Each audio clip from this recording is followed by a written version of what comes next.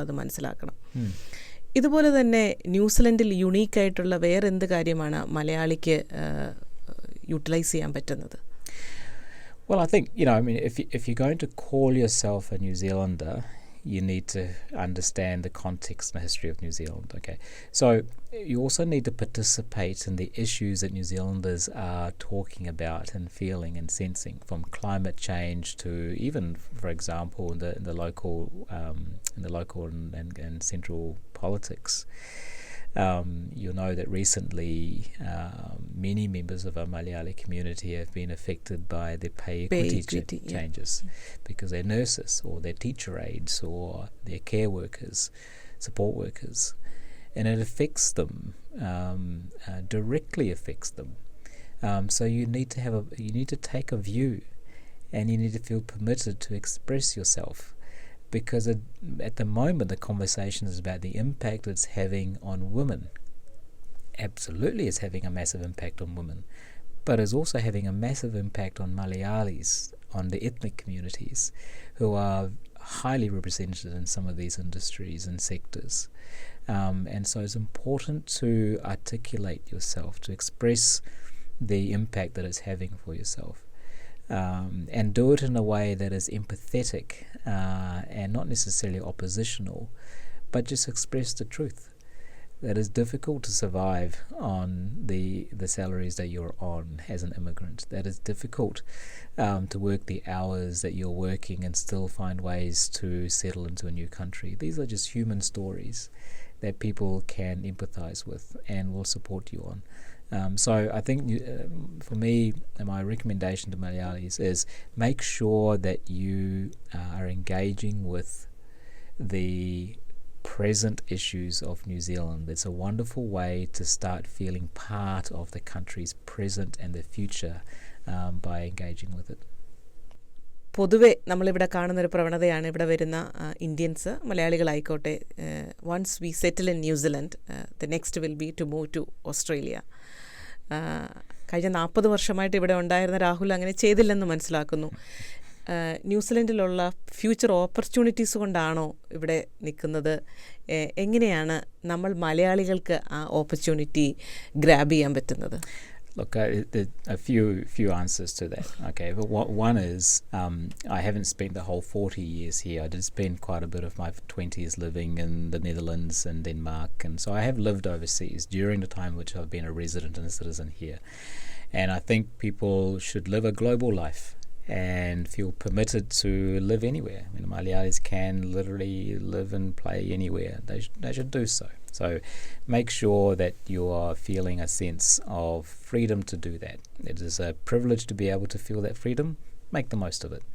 But if you choose to be here, right, and those words are important, because if you can go, but if you stay, it's because you've chosen to stay. Make sure you make the most of that decision. And the way in which you make the most of that decision is not that you feel this country owes you a better future than another country might offer you. It's because you're contributing to building and contributing to the present, so in a way that you're building a future that you want to be a part of. And that's my sort of call to your listeners, is that the future of New Zealand is somewhat in their hands. It's not just in the hands of New Zealand to give to you to compare to Australia. It's about you making sure that, you know what, if I'm going to stay, I'm going to make this a special place. And I have a role to play in doing that. That my talents and my identity, my skills, my values, my language, my culture has got a positive contribution to make to this country's future. And I can do that through my work, I can do that through my hobbies, I can do that through what I do, like the two of you are doing, through the work in this wonderful platform. This is a way of building New Zealand's future. Sure, you're interviewing Malayalis in Malayali FM, but you're also interviewing other New Zealanders too. It's not just a contribution to our community, it's a contribution to New Zealand's community. Exactly. Okay, and I think that's really important to consider. You have an agency and you have an opportunity to build the future that you want in this country, and it's a wonderful privilege to do that. Okay, what's your future plan for Philanthropy New Zealand? Oh, great question. I thought you were asking a future plan for me, and I was going to say, I've got no idea. But future plan for Philanthropy New Zealand. Look,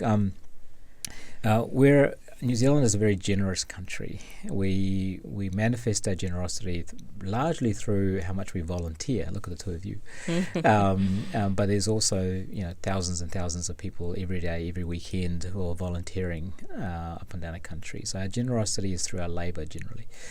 But I think there's a latent generosity in terms of how much money we give. We give about $4 billion a year to the community, and I think there's an opportunity to do and to give more that is sitting there. So for me, it's Philanthropy New Zealand is about activating that latent generosity that sits amongst New Zealanders to inspire that, and in this way too, I think for Malayalis. I would love to support their aspiration for New Zealand's future, to see how can I support their generosity, and how do they wish to support New Zealand's future, so either through philanthropic giving or through volunteering. How can we support that through our community efforts and who we know in the community? So Philanthropy New Zealand is really about supporting our members and our members of the community, from the businesses to organisations, to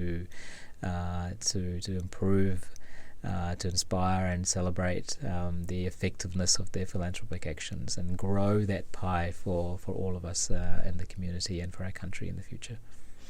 Excellent.